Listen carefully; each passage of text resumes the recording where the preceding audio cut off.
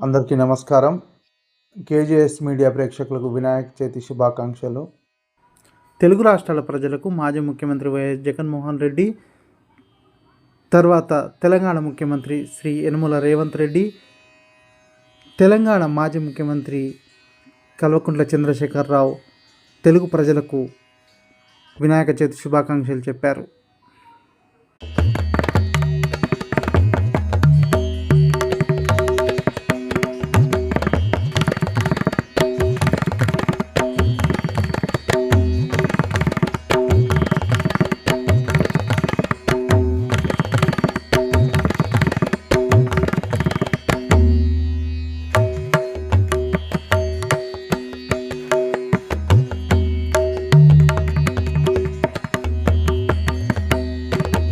ఈ వీడియో నచ్చినట్లయితే లైక్ చేయండి, షేర్ చేయండి. మరిన్ని వీడియోల కొరకు మా ఛానల్ సబ్స్క్రైబ్ చేసుకోండి.